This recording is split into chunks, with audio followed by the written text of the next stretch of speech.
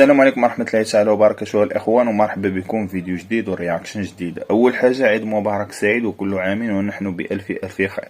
الله يرحم جميع خوتنا وولاد مدينتنا اللي ماتوا واللي وافتهم المنية، والله يرحم جميع المسلمين على وجه الكرة الأرضية. الله يفرج الكربة ديال جميع المظلومين اللي كاينة في السجن، وكنأكدوا على المظلومين. أما اللي داير شي حاجة فالله يفرج عليه، حيت الناس اللي كتأذي عباد الله ما كنتمناوش من الله سبحانه وتعالى لأنه يفرج عليهم، بالعكس كنتمناو لهم واحد العقوبة سجنية حبسية اللي ينعسوا فيها في الحبس. ولكن الناس اللي مظلومين في السجون كنتمناو على انه ربي يفرج الكربة ديالهم في عيد الاضحى المبارك. الناس اللي ما قدرتش على انها تعيد فكنتمناهم الله سبحانه وتعالى لانه يفرج الكربة ديالهم، والاعوام الجايه ان شاء الله يقدروا على انهم يعيدوا ويعيشوا معنا الفرحه ديال العيد. وهذا الفيديو الاخوان غادي يكون رياكشن على الاجواء ديال عيد الاضحى في مدينتنا وزان، كيفاش داز النهار ديال عيد الاضحى، واش باقا نفس الاجواء ديال الاعوام اللي فاتت بحكم على انه العام اللي فات ما عيدناش، وهذا العام هذا فدازت واحد الاسمنه خياليه ديال الحولي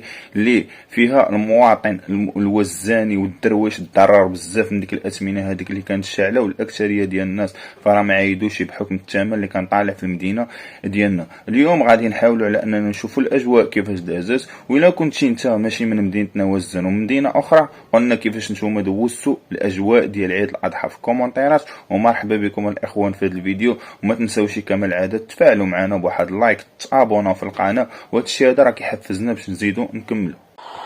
ونمشيو الاخوان نبداو الرياكشن ديالنا من امام المسجد الاعظم مولاي عبد الله الشريف، فين كيتلاقاو الشرفاء ديال مدينتنا دار ضمانه وكيمشيو في واحد الموكب فيه التكبيرات ديال العيد حتى كيوصلوا للمصلى. هنا كنشوفوا الوصول ديال السيد العامل ديال اقليم مدينتنا وزان. هذه واحد العاده الاخوان كدار في كل عيد، عيد ديال الفطر اللي هو العيد الصغير، والعيد ديال الاضحى اللي هو العيد الكبير. يعني هاد العاده هادي فين كيجي العامل ديال اقليم وزان اللي كيكون ديك الفتره هذيك هو العامل، فكيجي المسجد الاعظم وكيتلقى بالشرفاء ديال مدينه دار ضمانه، وكذلك الخطيب ديال المسجد الاعظم اللي كيكون هو الخطيب ديال المصلى.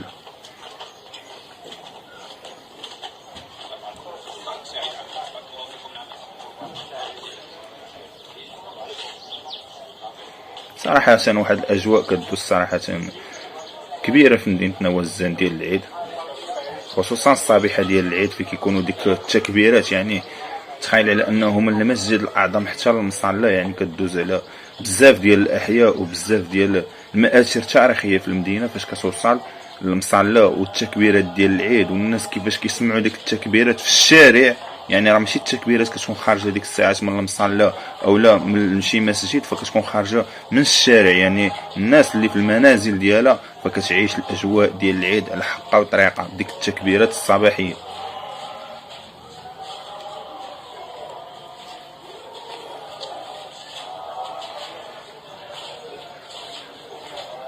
هنا اللحظه ديال الدخول ديال المسجد الاعظم.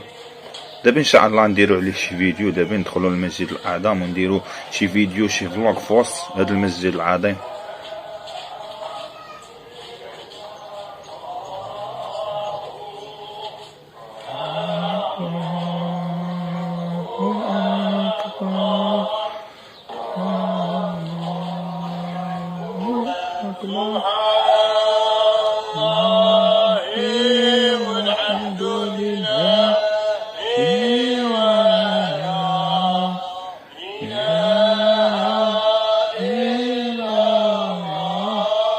وماشي ضروري الاخوان خصك يعني تكون شريف من الشرفاء ديال مدينة وزان باش تقدر تجي وتحضر في هاد الصبيحه وهاد الموكب. لا، راه اي انسان عادي راه الباب مفتوح في وجهه لانه يفيق الصباح ويجي يعيش هاد الاجواء.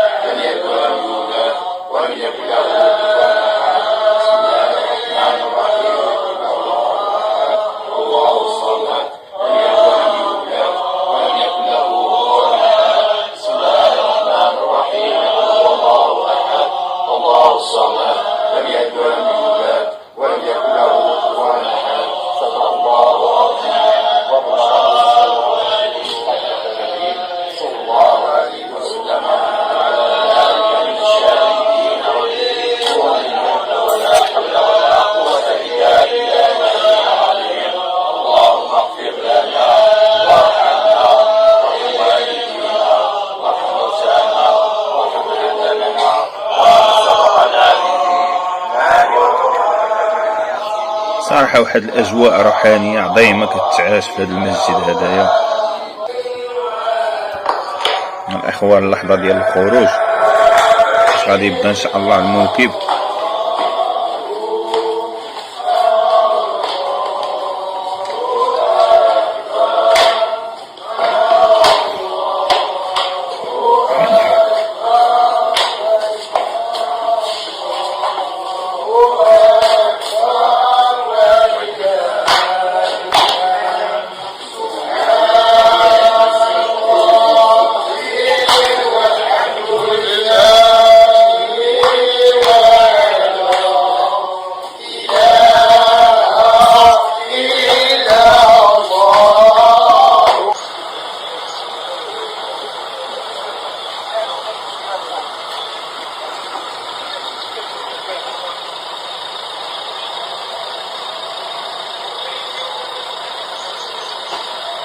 ديال الاخوان الطلعه ديال حي الرويضه.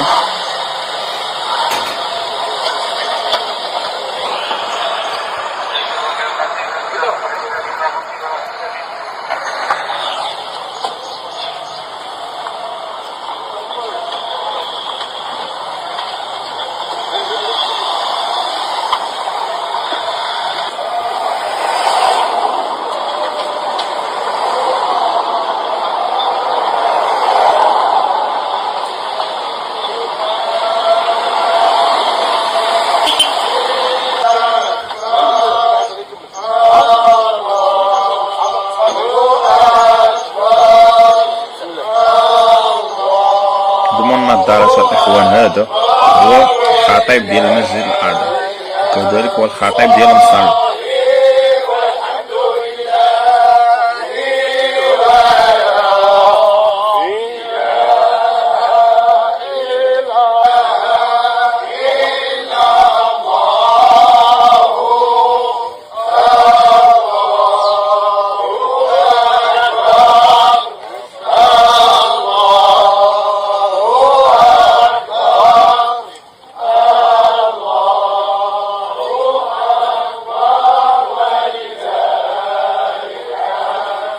هنا الاخوان كيتلاقاوهم الدراري، كيتلاقاوهم الناس اللي هابطين المصلى وكيتلاقاو معاهم وكيهبطوا كاملين في هذا الموكب. يعني واحد اجواء روحانيه عظيمه كتعيش في الصبيحه ديال هذا اليوم العظيم.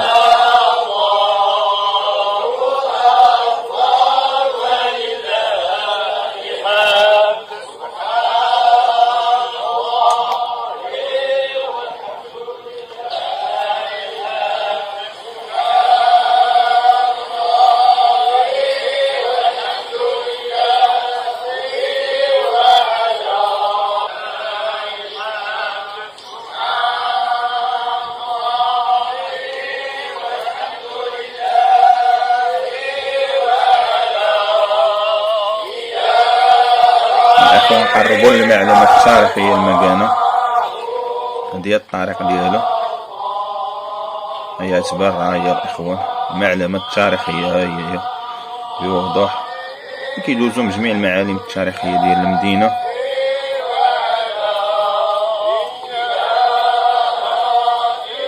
بعد خروج الشارع معروف عندنا في مدينتنا وزان، عندنا شارع واحد اللي هو شارع عين بوفارس، عين أبي فارس، ولا شارع محمد الخامس.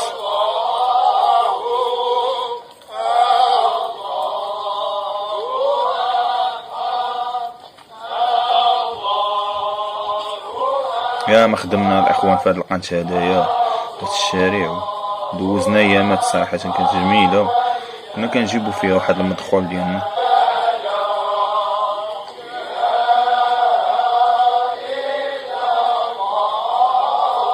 مسجد عين أبي فارس هي الصنعة ديالو كتبان كيتواجد في وسط الشارع.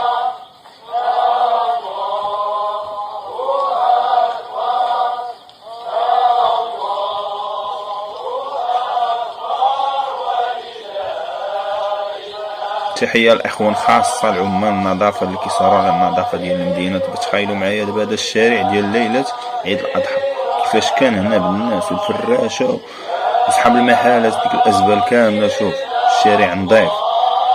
يعني تخيلوا معايا لانه النهار الليله ديال العيد ومساكن العمال النظافه خدموا وجمعوا هذا الشارع ونظفوه. هذه تحيه كبيره لهاد الاشخاص هادو، هاد الناس اللي كيخدموا بصدق بالرغم من انهم كيعيشوا واحد المعاناه حقيقيه في المدينه ديالنا.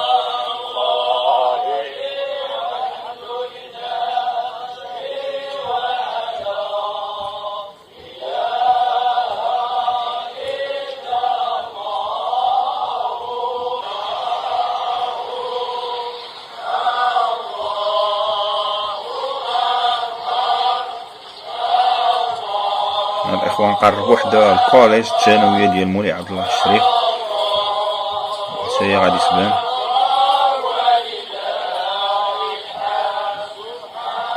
الثانويه هي اللي جات في وسط الشارع، لكن هنا الجنب على اليمين.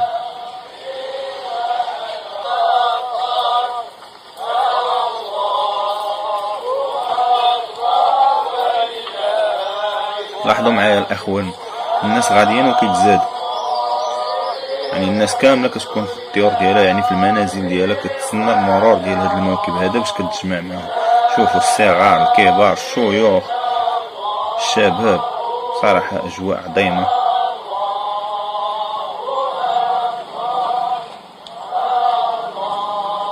وبداية دخول الحي الرمل، خروج من الشارع والدخول لحي الرمل القرب من المريشة.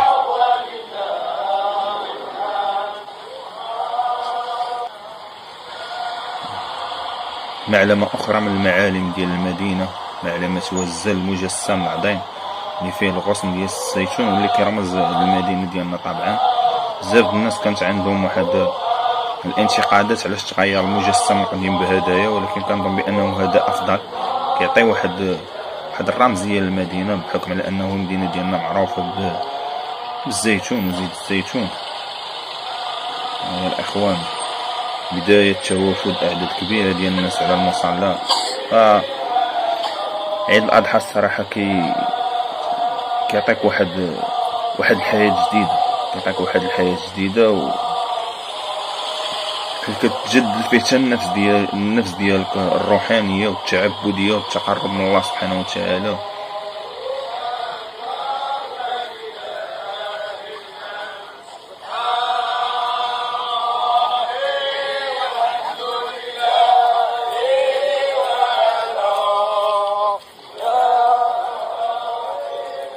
شوف اخي، يعني تغير العالم، تغير الحياة كما تغير، كاينه واحد الاجواء كيبقاو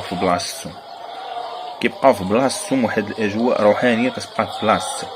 خصوصا هذا الشيء ديال الروحانيات حنا عندنا في المدينه ديالنا وزان كيتوارث، يعني مازال شباب حاليا، شباب في مدينتنا وزان كيعيشوا اجواء روحانيه عظيمه.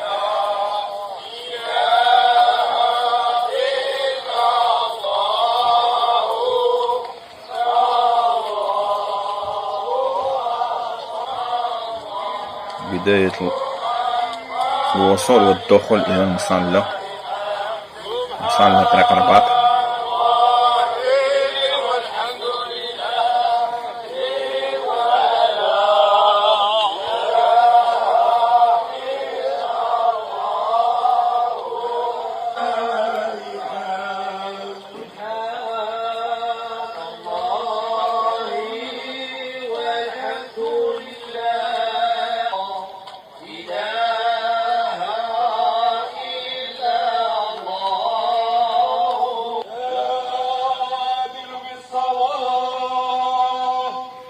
دخول المصلى وبداية الصلاة، الله أكبر، ثم خطبة العيد الله أكبر بلسان خطيب المسجد الأعظم ديال مولاي عبد الله الشريف، وهو الخطيب ديال المصلى، يوم العيد. ونفسي بتقوى الله تعالى وطاعته، ألا فاتقوا الله تعالى امتثالا لأمره واجتنابا لنهيه تكونوا من الفائزين. واعلموا يرحمكم الله أن هذا اليوم من أيام الله تعالى، وتحرير النفس وتزكيتها من أهوائها ومن نوازع شهواتها وشبهاتها، وإحياؤها بذكر الله تعالى وهذا معنى عظيم أشارت إليه قصة سيدنا إبراهيم وسيدنا إسماعيل عليهما السلام، حيث أمر إبراهيم بذبح ولده إسماعيل. قال تعالى: فلما أسلما أي واستسلما لأمر الله تعالى فدى الله عز وجل سيدنا إسماعيل بذبح عظيم. ولكم ولسائر المسلمين آمين. وآخر دعوانا أن الحمد لله رب العالمين.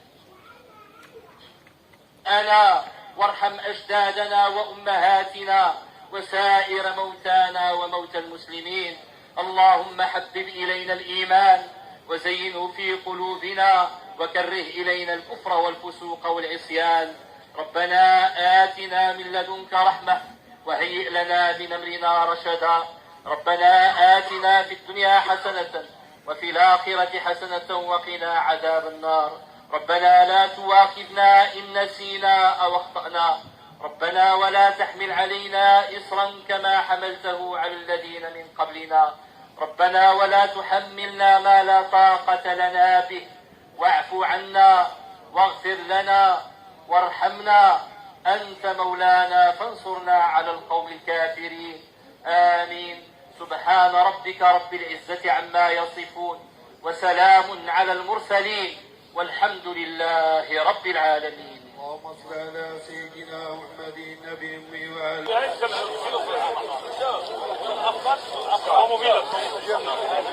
تبريكات الإخوان، السلام ديال العيد، هذه الأضحية الإخوان، الأضحية غادي يتكلف بها الخطيب ديال المصلى.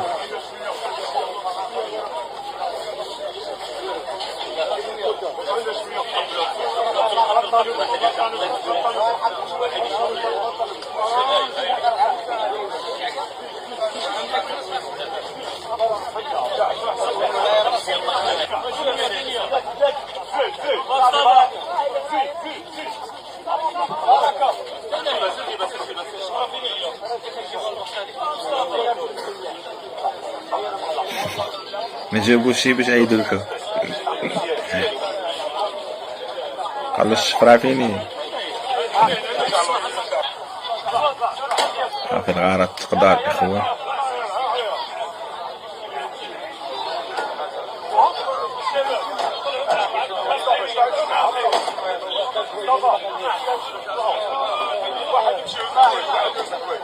بسم الله الرحمن الرحيم، والصلاة والسلام على أشرف كلمة الخطيب وعلى آله وصحبه أجمعين. بمناسبة عيد الأضحى المبارك الذي يحل علينا في هذا اليوم الأغر، نسأل الله تبارك وتعالى أن يعيده علينا وعليكم جميعا بالأمن والخير والصحة والسلامة والعافية والإيمان وبمغفرة الذنوب وبطول العمر وبالصحة والعافية إن شاء الله.